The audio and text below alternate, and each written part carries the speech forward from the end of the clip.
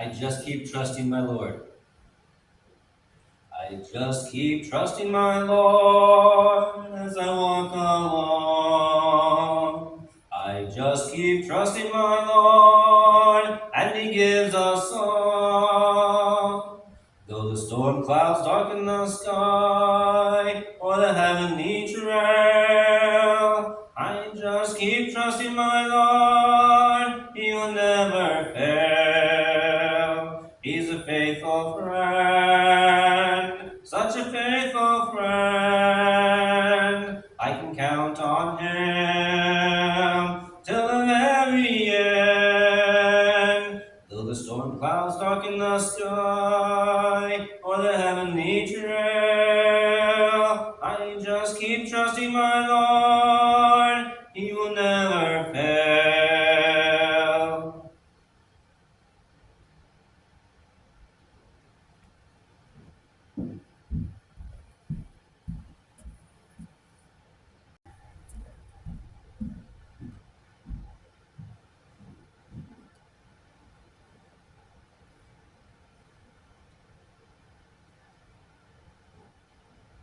Good morning, everybody. It's good to see you today.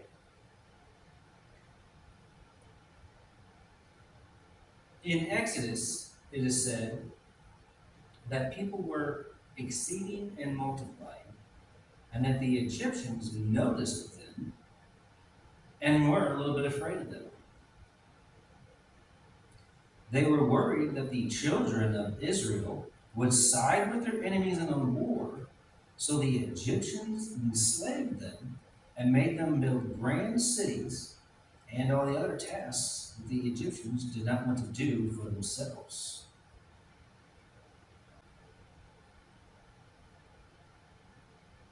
One of the problems in this chapter that I noticed is that this did not happen until after Joseph had died.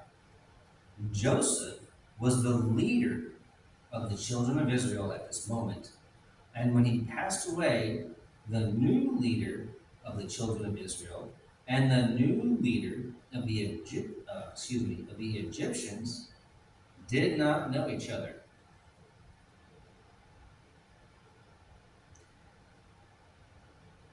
It says here in Exodus chapter 1, verse 8, "Now there arose up a new king over Egypt, which knew not Joseph," which is interesting that it mentioned Joseph died 2 verses back from this statement. In Exodus chapter 1, verse 6, "And Joseph died, and all his brethren, and all that generation." So we put some perspective on this. So Joseph died, and his entire generation. So it wasn't just one day. Some time had passed. All right, that's a little perspective for you.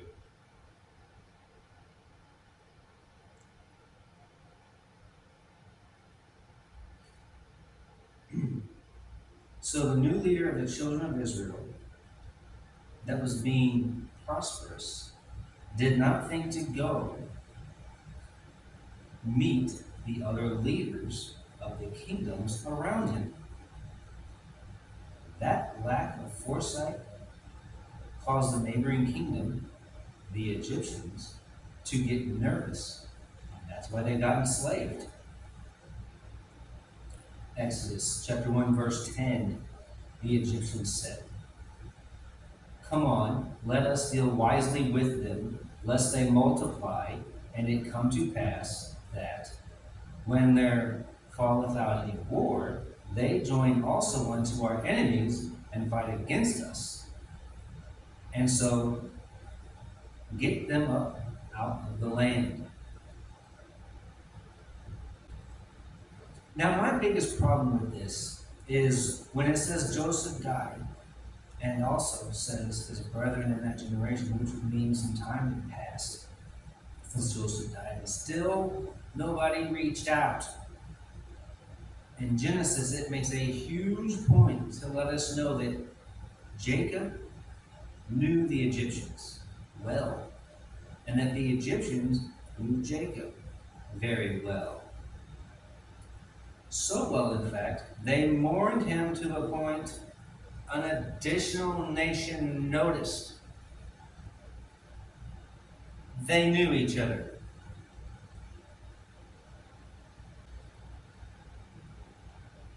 Now, my first thought is, how does this happen?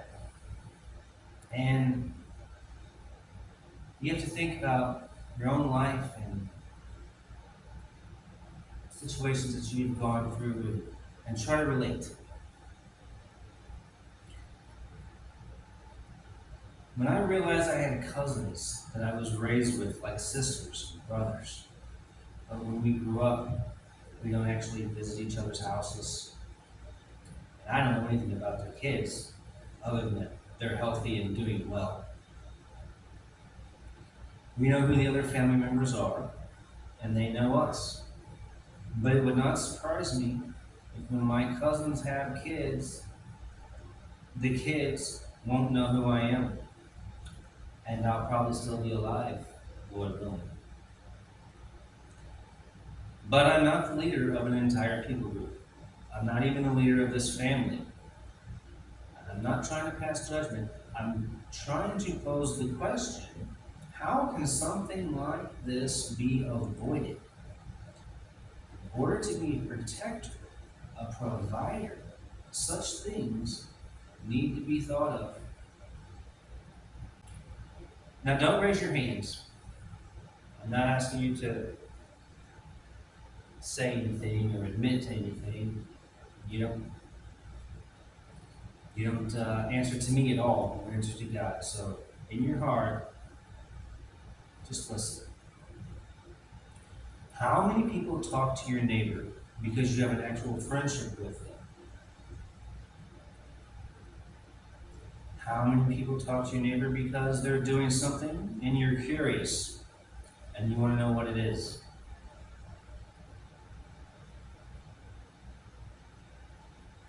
Most people don't even know their neighbor's name, let alone try to be friends. So the truthful answer is people talk to the neighbor because of curiosity. Maybe even trying to be in charge of the situation, which actually upsets the other neighbor. And this is not how God teaches us to be with our neighbors. God teaches us to treat our neighbors like we love them as ourselves. We're supposed to be helpful, kind, and speak in a loving manner. But the majority do not do this. The majority only have their own interest in mind when speaking, only thinking selfishly, which is the exact opposite of what we are taught from God. It's no secret to why the majority are going to hell. The problem is, you think the secret is their fault, and it's not. It would be ours. The secret to why the majority are going to hell is because you did not tell them about Jesus. The majority of the world, believe it or not, has not been told about Jesus, regardless what some TV preacher says. Now, a lot of people have been told about Jesus and rejected him. And that is the only unforgivable sin according to God. Now, you have told somebody about Jesus and they rejected him. No, that's not your fault that they rejected Jesus. But don't give up on them either. Be the example that they need to see so that they learn that how they are acting is incorrect. You may be the only Bible people read. They're watching you. We are a light that cannot be hidden on a hill. We are being watched, whether you like it or not. So if you profess to be a Christian, you better act like it.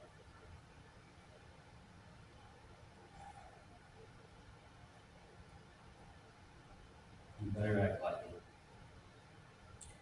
You're going to be held accountable for leading people astray and not be told, well done, my good and faithful servant. You're going to end up being told, be gone, for I never knew you. There's going to be a lot of religious and righteous people in hell, and I hope you're not one of them. I pray that you made the decision that God would want you to make, not the one that God would not want you to make. I pray that you are told, well done, my good and faithful servant. That'd be great. Now, how do you do that? Okay. You read the Bible for yourself and find out. You need to have a personal relationship with God through Jesus Christ because He is the only way to heaven. And if the only Bible you ever hear is read to you by someone else, your relationship with God is not personal. It's more like a third party relationship. And a third party relationship is no relationship at all. It's how you get told, I never knew you. Again, I pray, as I have before, that you do have a personal relationship with God so that you can be told, well done, my good and faithful servant, and that we see each other in heaven again when we pass from this life to the next. Praise God. Now go be a real friend to your neighbor.